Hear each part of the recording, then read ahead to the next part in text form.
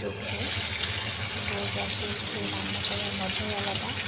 আর এই রান্না এই কষ্ট একমাত্র মেয়েদের দ্বারাই সম্ভব, মেয়েরাই করতে পারে। রাত্রি 2:50 করেছি, যদি আরও আগে উঠে কথা ছিল। অ্যালার্ম দিয়ে রেখেছিলাম 2:30-এ, কিন্তু জায়গা পাইছি না, অ্যালার্ম দিতেই ফেলেছে। অবশেষে জায়গা পেয়েছি, রান্না বসিয়ে দিয়েছি। দেশি মুরগির মাংস ঝাল ঝাল করে ঝোল করবো। এটা দিয়ে যদি একটু ভাত খাওয়া যায় ভোর রাত্রে, কারণ ভোর রাত্রে কী দিয়ে ভাত খাবো সেটা নিয়ে যুদ্ধ চলে মনের মধ্যে। আর ভোর রাত্রে ভাত না খেতে পারলে ঠিকঠাক মতো রোজা রাখাটা খুব কষ্ট হয়ে যায়। আর এই ভোর রাত্রে ভাত খাওয়ার জন্য যুদ্ধ কিন্তু অনেক চলে। আর সারাদিন রোজা রাখার পরে ইফতারি খাওয়ার পরে কিন্তু আর ভাত খাওয়া যায় না, যার কারণে ভোর রাত্রের খাওয়াটা একটু পরিপূর্ণ হতে হয়। পরিপূর্ণ না হলে আসলে সেই পরিপূর্ণ না হলে সারাদিন মনের ভিতর খুঁতখুত করে আর পেটটাও কেমন যেন করে। রোজা তো থাকতে হবে, যেহেতু মুসলমানের জন্য প্রত্যেকটা নর নারীর ওপর ফরজ।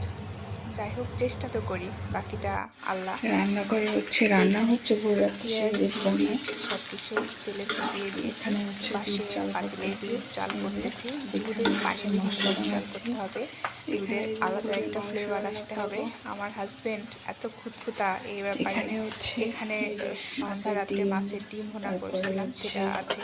সিম এখানে ভাজি সিম করছিলাম, সেটা ভাজি, আছে। খাবো তো এগুলো শুধু সব দুজন আছে। মানুষ, যেটাই করি না এখানে কেন যে ভাত থেকে রান্না যায়, হচ্ছে, ফেলে দিতে হয়।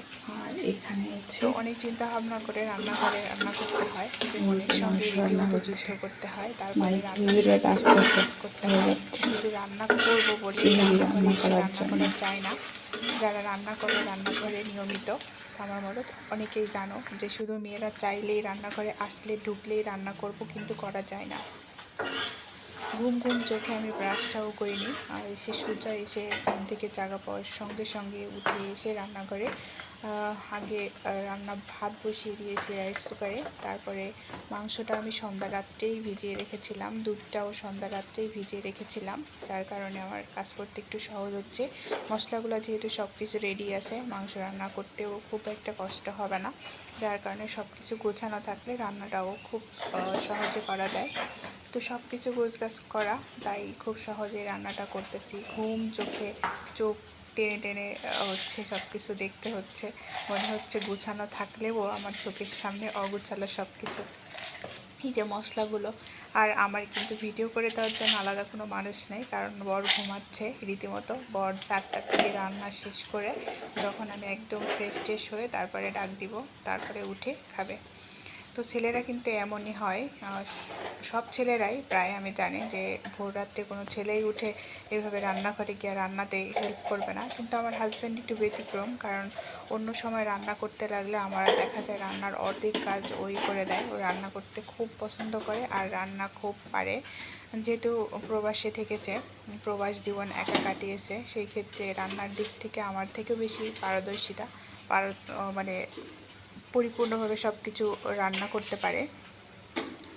যাই হোক, সেটা বলবো না। তো এই যে সব কিছু মশলা টশলা সব কিছু গুছায় আনিয়া চুলার ওপর যেহেতু কড়াই বসিয়ে দিয়েছি, পেঁয়াজ বসিয়ে দিয়েছি, মশলা কষাচ্ছি। তো মশলাটা সুন্দর মতো কষানো না হলে মাংসটা কিন্তু সুন্দর হয় না, যার কারণে চেষ্টা করতেছি। আর আমি এমন একটা জায়গাতে থাকি, আমার ভোর নাই, সন্ধ্যা নাই, সকাল নাই, সব সময় মানে এত পরিমাণ হচ্ছে বাহিরের সাউন্ড আসে, একদম আমার রান্নাঘরের সাথে দিয়ে রাস্তা চলে গেছে।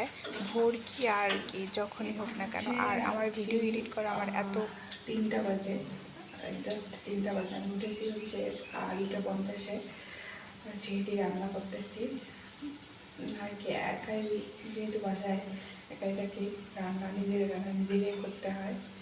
তো সেই আর কি চেষ্টা করতেছি রান্না করার, কারণ আমি হচ্ছে সেই রান্না করে রাখি না, রান্না করে রাখা রান্না মজা লাগে না খাইতে, তাই রান্না করতেছি।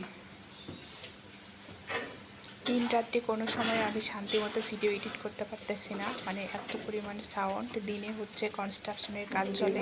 রান্না করতেছি, তোমাদেরকে এটাই দেখাচ্ছিলাম যে আমি বাড়ি থেকে আসার সময় মা মাংস বানিয়ে দিয়েছিল, মুরগির মাংস, হাঁসের মাংস, এগুলো দিয়ে দিয়েছে, মাছ সব কিছু রেডি করে দিয়েছে, যাতে রোজার মাসে আমার এসে যেহেতু আমি পরের দিনই রোজা পেয়েছি, মশলা টশলা সব কিছু একদম রেডি করে সব কিছু নিয়ে এসেছি, যাতে আমার কোনো কষ্ট না হয়, ওরা রোজার মাছটা কোনো টেনশান করতে না হয়। কারণ এদিকে তো মাছ বলতে বাজার বলতে অনেক কষ্ট করে সব কিছু মানে পিওর জিনিস, খাঁটি জিনিসগুলো অনেক কষ্ট করে নিয়ে আসতে হয়, খুঁজে বের করতে হয়।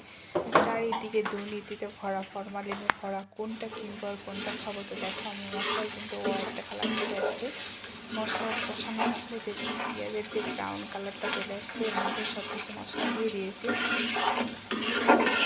রাত্রের রান্না, ভোর রাত্রের রান্না, এত সময় নিয়ে তো আমি রান্নাটা করতে পারবো না। তারপরে যেহেতু আমি চেষ্টা করেছি একটু সময় ওঠার, চেষ্টা করছি একটু সুন্দর করে রান্নাটা করার। কারণ মাংস, দেশি মুরগির মাংস, ঝাল মশলা সব কিছু ঠিকঠাক না হলে আমার মজাও লাগবে না। যার কারণে সব কিছু একদম পারফেক্ট করার চেষ্টা করতেছি, যাতে বরেরও ভালো লাগে আর আমিও তৃপ্তি সহকারে খাবারটা খেতে পারি। এই জন্য চেষ্টা করতেছি একদম পরিপূর্ণ পারফেক্ট করার জন্য। তো বিশ্বাস করো, এই ভিডিওটা আমি আরও আগে এডিট করে ছেড়ে দিতে পারতাম, রাত্রিবেলা ছেড়ে দিতে পারতাম, কিন্তু শুধুমাত্র এই সাউন্ডের কারণে পারিনি। তারপরে এখনও যে ভিডিওটা এডিট করতেছি, তোমরা কষ্ট করে একটু দেখে নিও, কারণ প্রচুর পরিমাণে সাউন্ড। উপরে বিল্ডিংয়ের কনস্ট্রাকশনের কাজ চলতেছে, নিচে প্রবলেম, এখানে এখন জুম্মার নামাজ হচ্ছে, মসজিদ থেকে আওয়াজ আসতেছে, বাইরে থেকে রাস্তা দিয়ে গাড়ি চলছে, সব মিলাই আর কি আমার খুবই মানে একটা অসহ্যনীয় পরিবেশের মধ্যে আছি। দেখো মশলা কষানোর পরে মাংসটা দিয়ে দিয়েছি।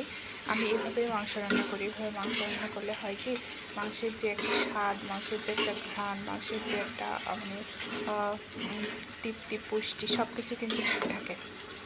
তো আমি এভাবেই মুরগির মাংস কষায় রান্না করি। তোমাদের যদি ভালো লাগে আমার রান্না, তাহলে এভাবে তোমরা ট্রাই করতে পারো। এভাবে রান্না করলে মুরগির মাংসটা অসম্ভব মজা লাগে। তো আমি কিন্তু মাংসের মধ্যে আলু ইউজ করি। তো যেহেতু ভোর রাত্রে খাওয়া, দুইজন মিলে খাবো, এই জন্য আর আলু ইউজ করিনি। এই দুইজনের শেষ তো করতে হবে, আলু দিলেই অতিরিক্ত হয়ে যাবে আর আমরা শেষ করতে পারবো না। তো রান্না শেষ করে সব কিছু শেষ করে আসছে ব্রাশ করতে, ব্রাশ শেষ করে গিয়ে হাজব্যান্ডকে ডেকে তুলবো। ও তাড়াতাড়ি উঠে পড়বে, 4টা বেজে গেছে অলরেডি আমার রান্না করতে করতে। ও ফ্রেশ হয়ে এসে খাবার দিয়ে দিব টেবিলে, খেতে বসে যাবে। তো এই ছিল আমার ভিডিও। আমার ভিডিওগুলো সত্যি একা একা করার কারণে ভিডিওগুলো আর কোনো কিছুই আমি ঠিক করতে পারি না। আমার কন্টেন্টগুলো সত্যি যদি লাইট ঠিক থাকে তাহলে ক্যামেরা হয়ে যায়, এই বিভিন্ন সমস্যা আর কি আমার ভিডিওগুলোতে। তো যেহেতু একা একা ভিডিওগুলো করতে হয়, তো যেমনই হোক না কেন চেষ্টা করছি কন্টেন্টগুলো সুন্দর করার জন্য।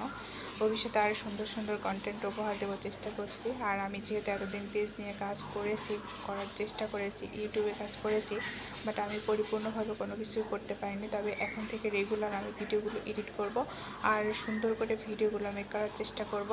তোমরা সবাই পাশে থাকলে আমি অনেক দূর পর্যন্ত এগিয়ে যেতে পারবো অনলাইন প্ল্যাটফর্মে। আমার খুব ইচ্ছা আছে পেজ নিয়ে কাজ করার, ইউটিউব চ্যানেল নিয়ে কাজ করার।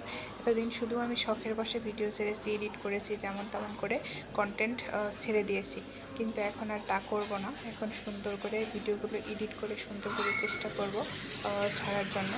আশা করছি তোমরা পাশে থাকবে আর এভাবে আমাকে সহযোগিতা করবে। আমিও চেষ্টা করবো তোমাদের জন্য সুন্দর সুন্দর কন্টেন্ট উপহার দেওয়ার জন্য, যাতে তোমরা সুন্দর সুন্দর কন্টেন্ট দেখতে পারো। তো এই ছিল। তো সবাই ভালো থাকো, আর যারা ভালো থাকবে